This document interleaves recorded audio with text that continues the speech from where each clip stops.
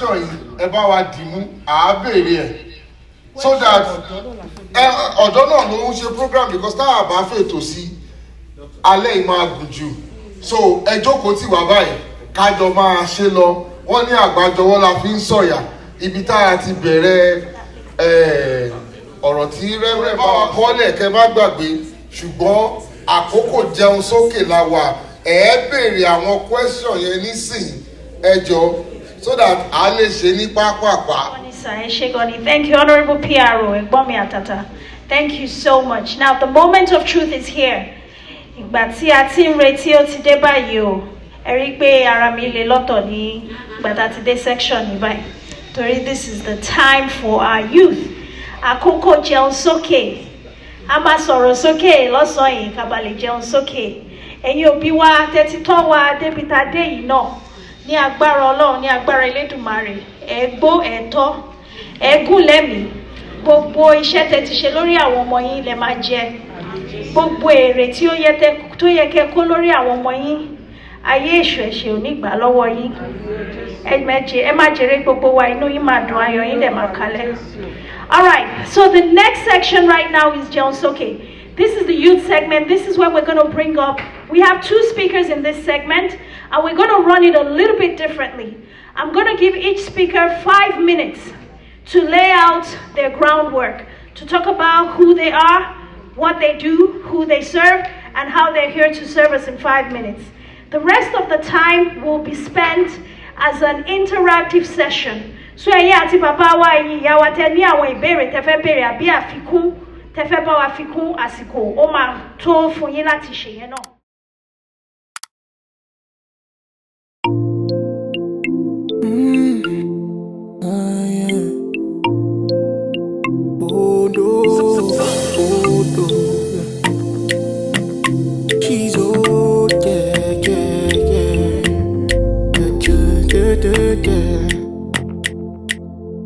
So many of us got what to say, but we don't have the means, but we can listen, yeah. Things that we sharpen our vision, yeah. Oh yeah. Negativity getting out the way. By listening to us that we bring life, yeah. Plus it's like the voice of an angel, yeah. Dr. OJ, visionary, extraordinary. That burning like giving joy to the helpless. With it and bringing life to the dream. That's all we are, Ruby, and Sammy, and she's oh yeah. Transforming one life at a time. With the best voice that you have. The OJ keep on speaking for us. You're the voice we want to hear. You have the positivity. Dr. OJ keep on speaking for us. Dr. OJ, visionary extra. So the first person I'm bringing up today is Dr. Olumuyiwa Igbalajobi. He's an entrepreneur and he has a PhD in microbiology. I have a BS in microbiology, but I like humans better. He left Nigeria 11 years ago with only $100, courtesy of a fully funded scholarship program. He now advocates for students in over 200 countries and has served 60,000 and counting success stories with over $1 billion. Let me repeat that. Over $1 billion raised in awards and scholarships to those people. Ladies and gentlemen, please kindly help me welcome our entrepreneur, Miss Dr.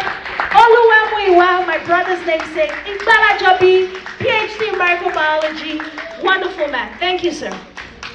Thank you so much, everyone. Good afternoon. And I think I came to Canada 2020. Had a very peak of COVID. I was a postdoctoral research fellow at UBC, and I still lecture at UBC.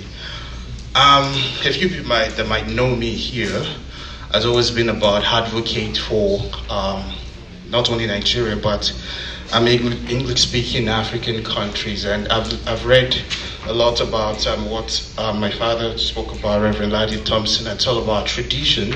And in the last 3 years, I think I must have written over 200 universities across the globe to waive the English proficiency test for people from Africa, especially Nigeria. And one of the landmarks which I did was at the University of Alberta. Nigeria wasn't recognized as an English-speaking country, and they listed only 35 universities, and I realized it's been there for 10 years.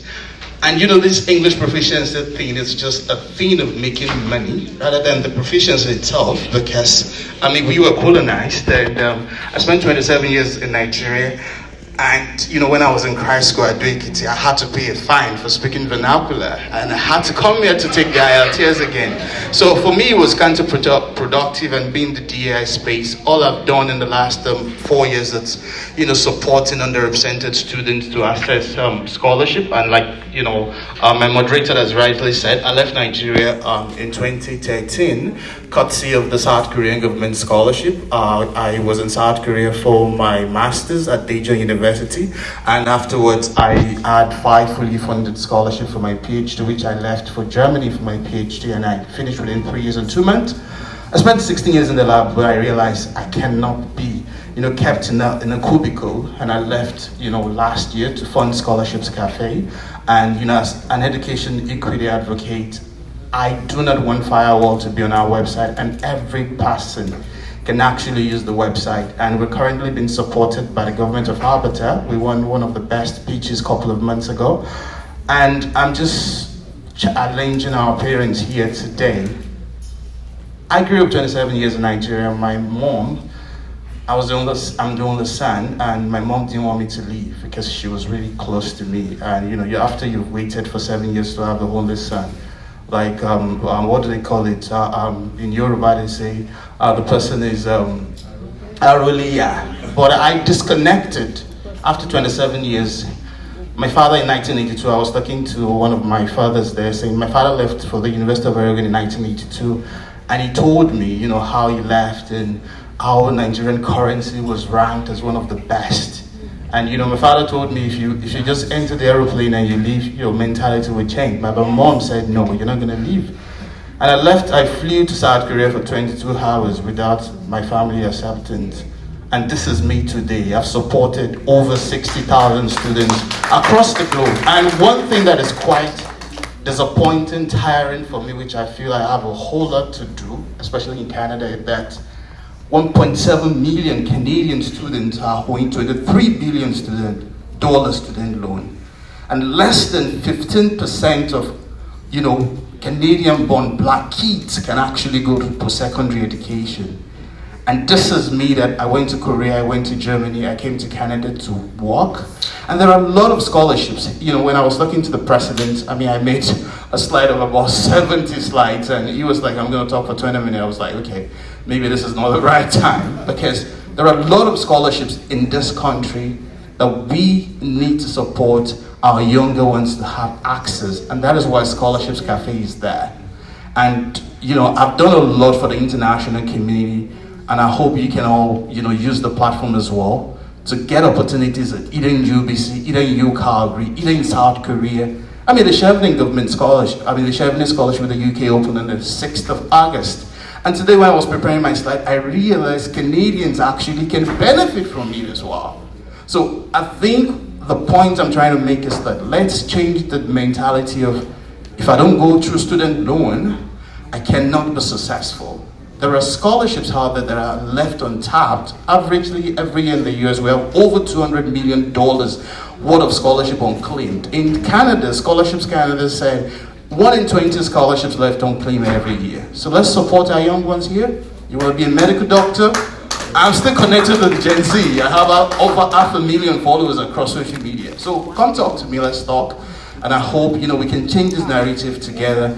And my focus, leaving Nigeria, setting scholarships cafes, that we can bring young ones together and let's take charge of that country. I was really blessed here today, and in another way, I'm challenged that I can do more. I'm doing quite a lot back home in Ekiti. I've proposed scholarship summit, even when the political system is tiring, and I've different capacity volunteer to teach for free in Nigeria, and they've even rejected it. But again, we would not be deterred, we would not be tired. We'll do all we can do, because posterity would always be there to judge us either right or wrong. Thank you so much, sir. Amazing, amazing. Now you can hold on to your mic, sir. Yes. So we're just gonna share the stage real quickly. I mean, for lack of a seating arrangement, so we'll just stand and ask some questions. So, Dr. Egbalajobi, what are some things that you can talk about today was the biggest obstacle that you had to face? Migrating overseas alone without your family and building the life that you've built for yourself. I think the language was the first. You know, going to South Korea, I was 27. Learning a new language was quite difficult for me, but I realized I didn't want to go back home. That's it. I left Nigeria, my mom didn't support it. Even though when I got to Korea, you know, she cried and sent me 500,000 naira then. But I knew I needed, I had, you know, when I was in Nigeria, growing up to understand my dad had a PhD. I had this scary dream, and I tell the young ones that I mentor, until your dream is that big and scary, intimidating, you need to go back and sleep. So I learned Korean for 1 year. In fact, I did my final exam in Korean, and you know, I was just unstoppable. You know, the language, the culture was there, but I had a long-term goal of saying, I need to achieve whatever I want to achieve. And no matter those obstacles that come, my faith is there. I mean, I'm a Christian, and I know where I was coming from, and I knew the generations yet unborn that would depend on that. Amazing. So I have 2 more questions for him. So if you have any questions that you want to ask him, I'm going to open it up for you to ask him questions, and then we're going to bring up our next speaker. Good? Good? We're good? All right. So the next question is this. You overcame the obstacles, and you're here today. You have a PhD. I have a PhD. One of the things that I talk about is the fact that when people see you and you're like, oh, I'm going to get a PhD too because I want to be a doctor. It's so cool. I'm like, okay. And then what? And then they cannot answer the what. So, what's been your experience with students who are striving, or what would you say in advice to students who are striving to attain that high level of education? I know that as Nigerians, especially Yoruba people, that's the expectation. Go to school, become a doctor, a lawyer, PhD holder, our parents, you know? And when but what would you say to people who are striving, especially in the 21st century today? Is it absolutely necessary for you to become a PhD holder? I'll say no. Basically, I've been building a platform that we're using AI, like my father just mentioned, trying to use AI to support students to do a lot of things within a couple of seconds. And from my own experience in the job market in Canada, you can quote me anyway, you don't need a PhD, actually. You need a diploma, yeah. And so if you're in Germany, you need a PhD, like, you know, your salary scale is different. If you're in South Korea, you need a PhD. Maybe you want to become a lecturer. Maybe you want to become a professor. You know, my long-term goal is to become a professor like my dad, because I was living in my dad's dream. But I realized that I need to do something differently. Yeah, in government in Canada, if you have a PhD, you might get a job. But you do not necessarily need a PhD, because dedicating 5 years of your life to that PhD program, like even assistant professors, they'll tell you they don't have everything, you know, in one place. Mental health, like, you know, I've mentored several students in PhD that they had to master out because they do not even have the support system. So you need to think about it. Like, do you really need a PhD? If you want to go through the academic route, which to get an assistant professorial position in Canada is almost like, I've seen people in the job market for 10 years. And then you become an assistant professor at 45, and then you retire at what age? And you can do a whole lot of things. I'm quite flexible now that I teach. I don't do research anymore. I spent 16 years in the lab. It affected my mental health. It affected my health because I spent an average of 16 hours in the lab then. So, but now I can wake up in my time and do my job and impact so many lives. And when I wake up every day to read testimonies of generations I've changed for good, it's damn better than that PhD. All right, Dr. Egbalajobi, just on a side note, I'm just going to tell you, you spend too much time with the microbes, okay? That's why I got out of the BSc. I wanted to interact with humans. All right, so we have a few questions that are popping up. Okay, I see hands flying up. Okay. All right, so we're going to do this real quick. Let me just set the standard so that way we can be guided. You ask your question real quick, straight to the point. I'm so sorry, man. No storytelling, please. Straight to the question. All right, cool.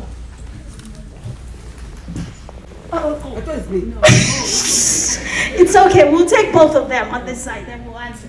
Yeah, my question to you, from what you just said about you don't need a PhD to navigate through this world. My question is, in this kind of society, let me just talk about US, where minorities are given less opportunity.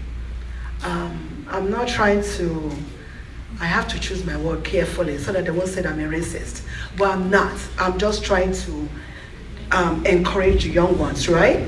If, I'll just be, if a white, I'm just saying, if a white guy, right? That's the kind of, because I've spent 36 years of my life in US and this is what I've seen. If a white guy is a bachelor's degree holder, right? In order to be competitive with him, you need your master's degree. That's the way I taught my children. You need to work very, very hard in this society. I don't know about Canada.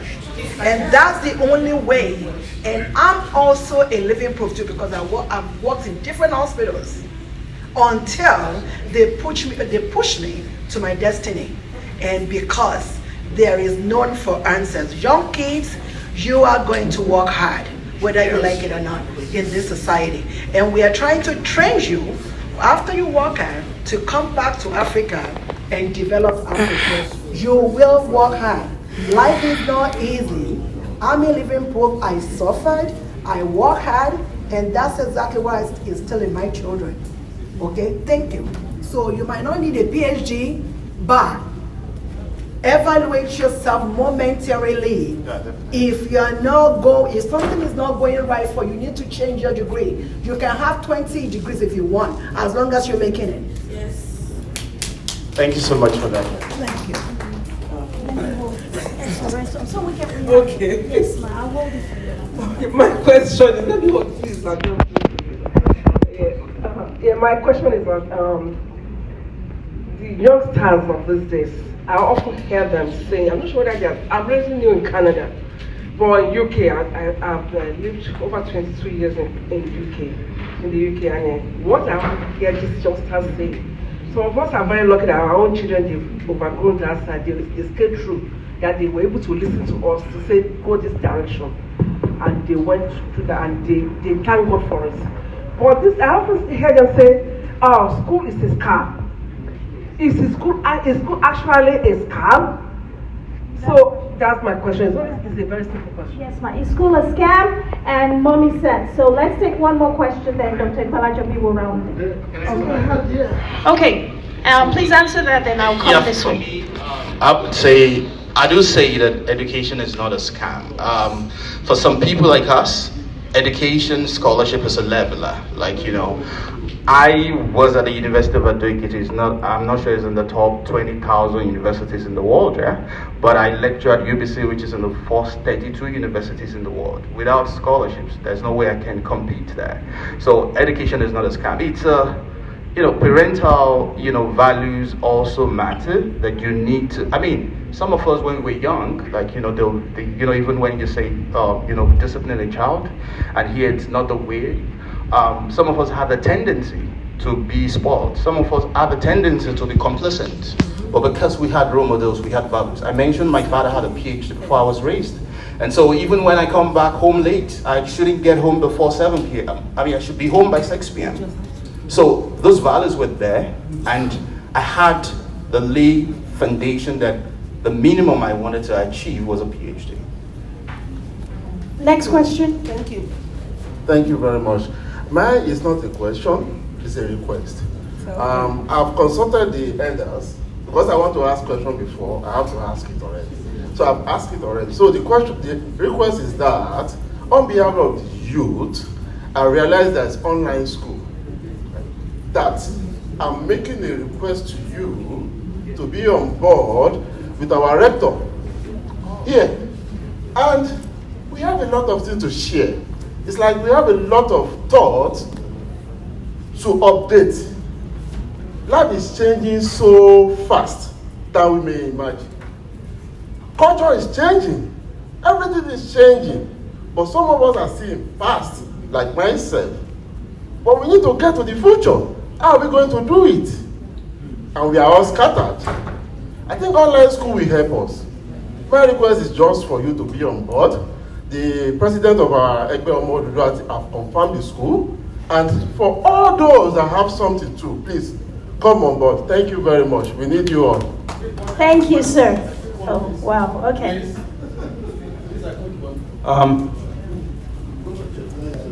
Dr. Balajobi, in addition to the question mother asked earlier, first of all, we parents, we make the mistake that all our children must go to university, which is wrong.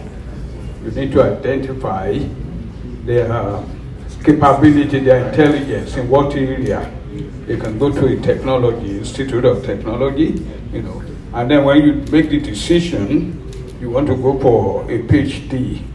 Number one, you have to identify the part. And so my question, as you were asking me now, to say, you know, what have been the challenges you've had since you had a PhD? And I can share with you, so don't lie to me. Of course. I mean, I've been in the job market. I mean, at the point I was in the job market, you know, after I left UBC, and I wanted to think about the industry. So if you have a PhD, I mean, I spent 16 years from my undergraduate to master's to PhD, there was no gap. And so that really boxed me to academia. So if you want to work in the industry, you need a sandwich of internship between those. Even if you want to do a PhD, you might do a PhD that is related to the industry, that it's practical, it's translatory. So you just, if you want to become a professor, then you can go through that stream. But life is not static. So you have to be prepared for what it's actually happening right now. AI, fourth industrial revolution, AI in treating infectious disease and diagnosis. Those are the things that are happening that, you know, you just have to make sure you find every opportunity available to upskill yourself, and you get to know what is happening also. It's at each country that you are in each system. Yeah. All right, awesome. Thank you so much. Please, I'm so sorry. I'm going to take as many people as possible. No, please give me 1 second. Yes, no, hold on, mommies and daddies. Here's the thing. This is a youth event, and I'm so grateful.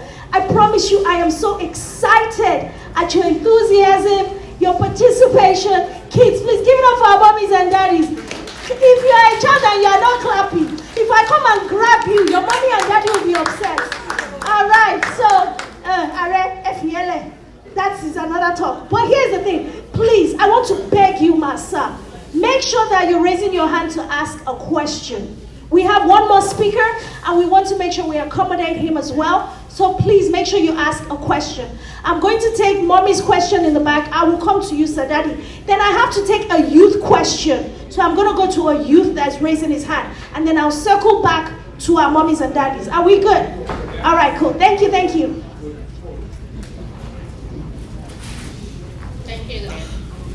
Good afternoon, Doctor. Good afternoon. I'm a banker and forensic accountant by profession. And in my profession, there's a plan, execution, and watch the result. You told us about these scholarships. My question is, you didn't say anything about the expectation from the recipients. Secondly, you didn't mention how you monitor those that receive the scholarship. And thirdly, and finally, you didn't say anything about where are they now? What have they done with the scholarship that you gave them? And the second part of the question is, you, as the founder, what are your succession plans? All right, Dr. Igbalajobi, before you answer mommy's question, real quick, that question is an amazing group of questions, but the thing is, he didn't get the chance to really break down everything. So all of your questions, mommy, can be answered on scholarship what? Cafe. Awesome. Moving on. Let's go. Hello, Dr. Balajobi. Thank you for coming. I would like you to explain or speak to the generational gap, especially when it comes to Gen Zs. How do you motivate them to get stuff rolling? Because my generation, I'm a youth, but technically I'm not still the Gen Zs. I've dealt with a lot of them at work, and it's usually very difficult getting them motivated to do things. Even from professional point of view or even talking about scholarship? Thank you. Thank you so much. I think I need to answer that. Earlier today I prepared about 70 slides to talk about scholarships, the different one depository, and the things you need to do to get scholarships. For someone like me, for the Gen Z which are here, I really associate with them even though I'm close to 40. But I'm on TikTok, I'm on Twitter, I'm on Instagram, I'm on YouTube. I'm where they are, and I'm empathetic towards their cause, especially some of them do not even know what they want at that point, and you need to use your own story like, hey, I was there, your feelings are valid. So you need to be able to see them. I've mentored several people that from Nigeria, they finish with a lower degree and they just resume in the US for a full ride PhD. So we need to see your profile. It's like people think about scholarship as for someone that has actually developed the cure for cancer. No, it's about your extracurriculum. He advocates for skill-based learning and employment for Nigerians who are underserved youths, with training them in tech and employment opportunities globally. Ladies and gentlemen, welcome Miss Engineer Wale Akisami. He has 5 minutes to present. He already spoke a lot today, so I think we're just going to jump right into the Q&A with him. All right, my brother, come on, let's go. We've been working it together since yesterday. He's been our audio-visual person. Shout out to him. Please clap for him, clap for him. Yeah. All right, engineer. Wale Akisami, Sabilink. Thank you. Tell us about Sabilink. What's going on with that? I actually remember when I joined Andara in 2015, I was talking to a co-founder in New York, and I said, I'm a talker too. He said, "So is that what?" He said, "You're quite a talker." So I will try to limit that conversation to 5 minutes. Dr. Olumuyiwa, you are really an awesome person, picking up South Korean language in a year. I actually left Andela in 2018, and I got a job in Montreal, Canada. That's how I came to Canada on the work visa, LMI, which is Labor Marketing Finance Expert. And it was difficult picking up French, and I gave up. I had to actually get another job with Global Relay here because I was on a close work permit. They had to actually sponsor me by getting a provisional nomination for me. So I moved into Vancouver, I think in 2019, October to be precise, and I worked with Global Radio for a little bit, but something kept drawing me back home that I needed to do something. Naive me, the first thing I did was to incorporate a non-for-profit organization. Actually, it's actually still active because I still file every year, called World Free Skill Acquisition Program. I wanted to train people for free. I quickly realized nothing is free. I needed money to host the website. I needed, to probably hire people because I was busy. And I gave up that, but I still renew that, I'm not filing, so it's still active actually. And I decided I was going to start a consulting firm. I started out the consulting firm in 2021. Now I'm dead. At 2021, I was now a permanent resident of Canada because I'd already moved to British Columbia in 2019. So I got a gig from a company in Portland, Oregon, and I was actually consulting for them as a DevOps engineer. I was not really very fulfilled with what I was doing because I have 2 jobs, my 9 to 5. Now I wouldn't say smart, but I was not dumb enough to actually let them pay me with my same number. What I did was I incorporated Sabilink Consulting so that the money coming from there can go into the Sabilink account. I can write some things off and the benefit of having a consulting firm. Fast forward 2023, I became Canadian. And now my journey in North America should have been over. I was planning to move back to Nigeria to train people on tech skills and try to see how I can actually get a job here in Canada, just to get people to follow my footsteps. Unfortunately, I couldn't because I got married to a beautiful Igbo woman, and she's kept me here because she's not a citizen of Canada yet. And it would be very selfish of me to say, let's go to Nigeria when I'm Canadian and she's not. So what does Sabine do? And how does it affect you guys here, particularly the youth? I mean, if you read in between the line, what I've said, you already would have seen that I already gave you a bit of a tip. That if you have a full-time job and perhaps someone reaches out to you and say, you know what?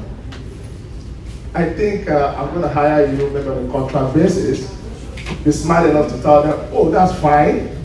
Can I incorporate a business and use that?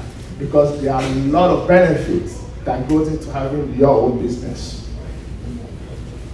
SabiLink also can help you to, because of my experience with dealing with entrepreneurs, I actually got approved for a side hustle loan. With 15K, I had to write a business plan. It was not a cash flow, it was kind of like, I've forgotten the accounting jargon they used, but it was supposed to just show how you were able to generate revenue to actually pay back the 15K, which I rejected, but I was also smart enough to take advantage of the system to get a mentor. But the mentor usually gets attached to the loan, but I was able to navigate that, but I got the mentorship, but I didn't take the loan because I kept postponing it. Because I didn't need it. I already had a lot of savings to use. Now, fast forward 2024, actually 2023, end of 2023, I moved back to Nigeria and I got a space where I'm setting up a digital hub. It's actually in Abuja. And the goal is to actually help service youth or Canadians, like Nigerians here in North America, to be able to harness I don't want to use the word cheap labor, but to be able to actually harness the talent, the pool of talent in Nigeria to your benefit when you want to start a business. So which means you can actually hire a software developer back home without breaking the bank, which means you can experiment, which means you can take some time off you by delegating tasks to smart people back home because you have the opportunity here. You people might not, most of you might not understand what I'm saying, but let me give you an instance. When you go out with your friend, perhaps to go for a lunch or dinner, you might spend $30, $50. But what you might not know is that the minimum wage in Nigeria, you just spent half of someone's wage in Nigeria just for lunch and dinner. So what it means is, if you skip 2 dinners, perhaps you might be able to hire somebody that will work with you for a whole month to do something, but just by skipping 2 dinners.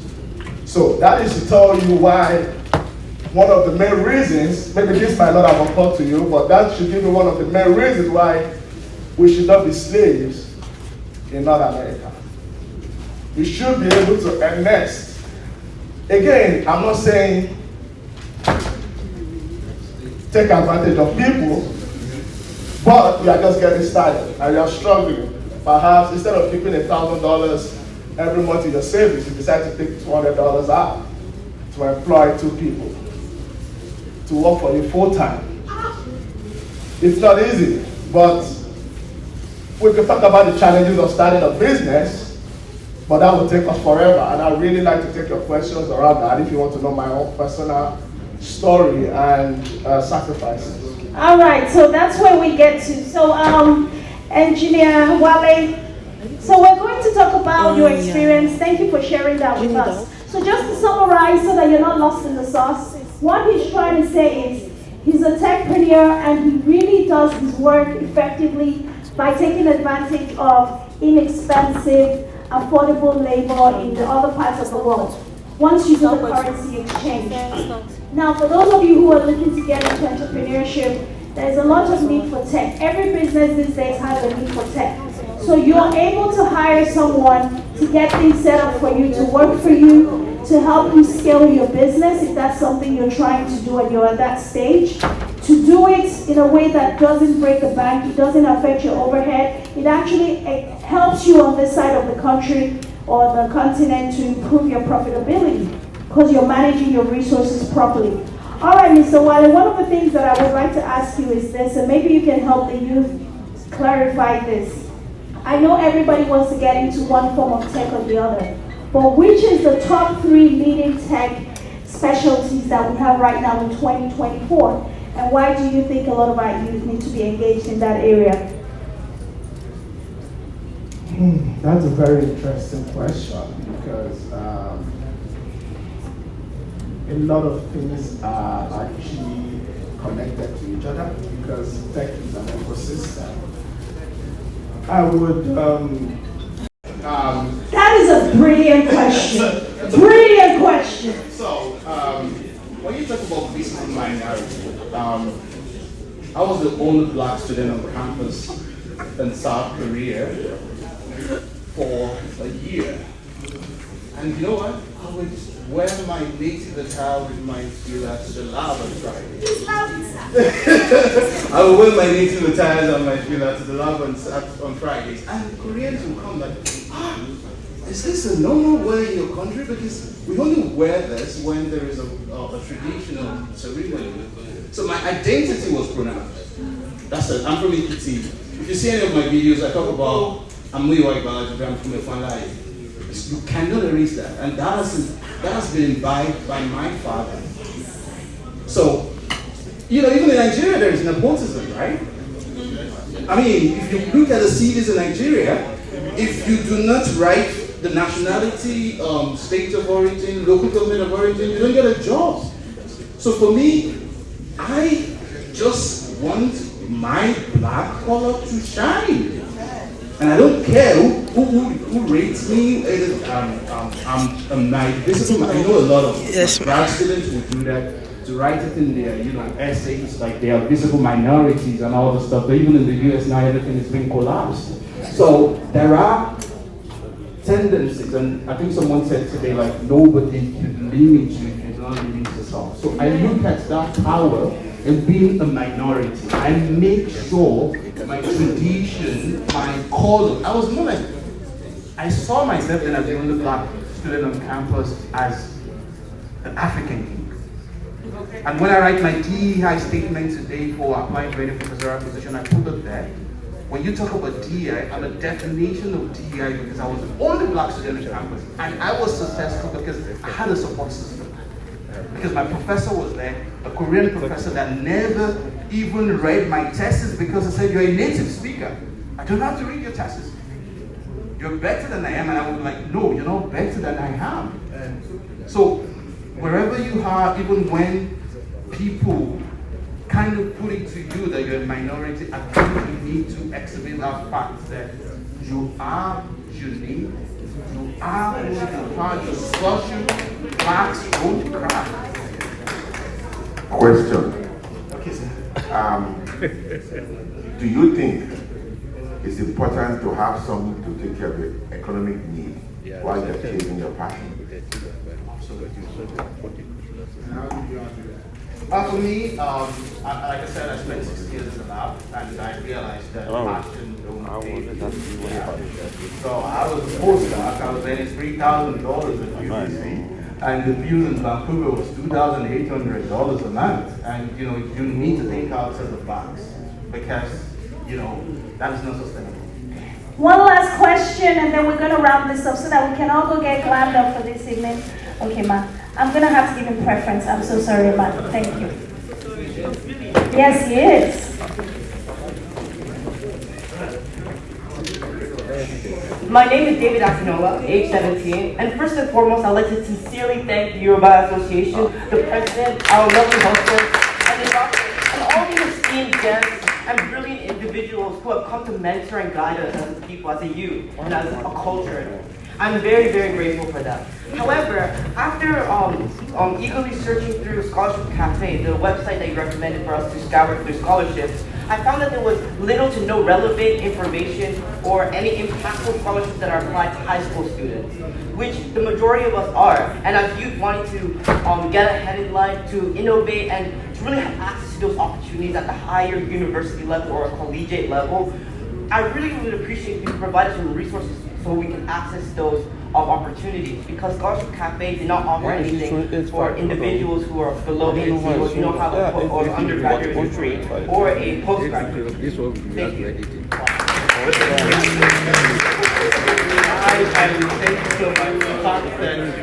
My youth's not a fall, my hand. Please clap for them. Clap for them. Basically, we try as much as possible. So, part of the things I wanted to do today is over 20 scholarships that are domestic and international scholarships, which I wasn't able to show. And so, I can give you my card. This will give my access. And I can list those scholarships for you. Can I have your card also? I can, for sure. Okay. I brought a few here. So basically, we've done amazingly well in the postgraduate level. The truth is that undergraduate scholarships are limited, especially in Canada. And we get to know a few of them now, like, the UBC International Scholar. One of our students just resumed in Canada won $185,000 worth of scholarship at York University. They have the presidential scholarship. But again, we're also trying as much as possible that we don't want to put everything out there as well. Because basically that platform is sustainable, and you make everything free. We have a team of 12 working for us, and they get paid every month. So, and that is why we have limited, resources out there, and you need additional support. And we could talk about this kind on behalf of the council. Question tèmi pé kí ni advice tẹ̀lé fún àwa òbí tó ń fa iṣẹ́ mẹ́rin mẹ́ta tí àwọn youth wọ̀nyí tí a lè fojú sí wọn. Àwọn ọ̀rẹ́ ló rèsì wọn, we are not racing our kids. Kí ni advice tẹ̀lé fún wa? Torí tí wọ́n ilé náà wò ká tó sọmọ lórúkọ. Táwọn àdẹ̀ ti lè tọ́jú àwọn wọ̀nyí, àwọn náà lè ti wájú wa lọ́la. Kí ni advice tẹ̀lé fún àwa òbí? So she's asking for just a piece of advice for parents who have to focus on the economy of the family as opposed to raising the children, striking that balance. It's not easy. So, what would you say? And this is the last question, and I'm going to close this off.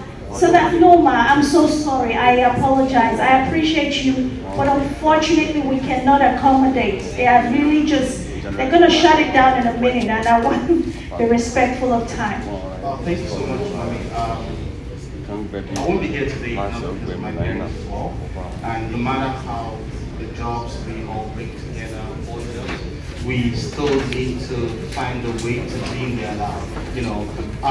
There are platforms like, for Black students, being sponsored, being managed by one of my auntie, Professor Salami Arbiter. And I think there are other platforms here in DC as well. So I know about, I was talking to the president about $10,000 offered by RBC for Black students every year for 4 years. And you can only have access to those scholarships when you get support by a non-profit. So you need to be associated with a non-profit. So even if you don't have time for the kids, identify resources, platforms that they can join to have even that idea about information and support will be very, very but again, there's no way you can be in their life. You just have to prioritize them. They are the future. Amazing. Please, ladies and gentlemen, boys and girls, friends and family, Egbe Yoruba, North America, please help me clap for our speakers for today. Dr. Oluwamuyiwa Igbalajobi and Engineer Wale. Thank you so very much for an amazing time.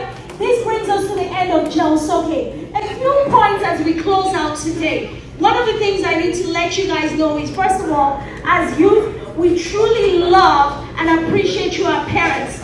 We know that you might not understand us a lot of times, and we might have a lot of missing gaps, but in reality, behind some of the stubbornness, behind some of the miscommunication, is a lot of love that we have for you. Some of the high points from today. Reverend Laddie stated that we have to know where we are coming from, so that a stranger will not tell us where we need to go. So youth, your ethos, your Omoluabi ethos is so important. I want to give you an assignment. Go home and do some research.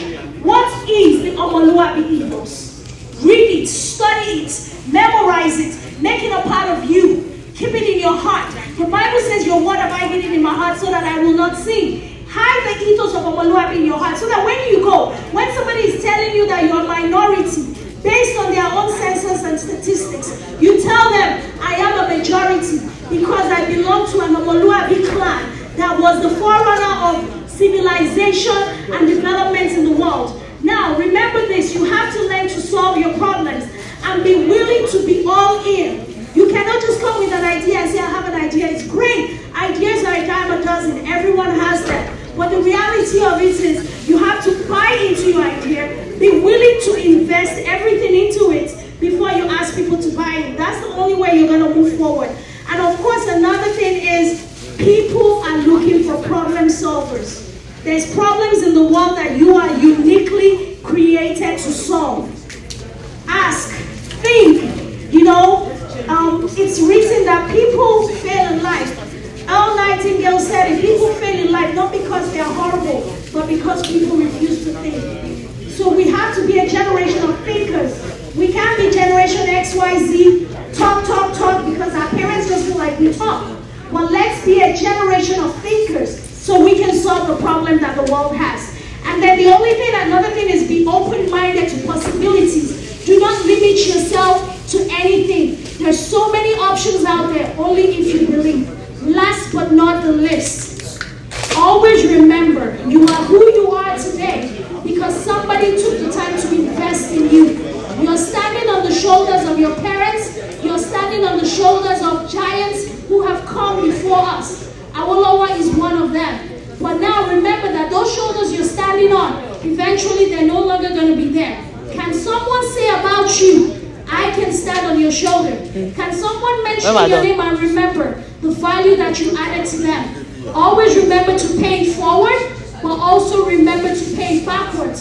So you look back to where you came from and go and pull someone else up so that they can get where they need to get to. All right, before we close out, I want to present this gift by our wonderful father. Reverend Laddie asked me to give this gift to our beautiful. This is the book that he, I believe, sir. It's not out here, so you are really getting, you're getting one of a kind. You're getting an amazing signed copy of a pre-release edition of The Voice of Vision by Reverend Laddie. So you have to come forward and accept this. And this goes to none other than Folakemi Alonge. Come on now. She's my video person. She's like, what you talking about? You can drop the phone or you can give it to somebody.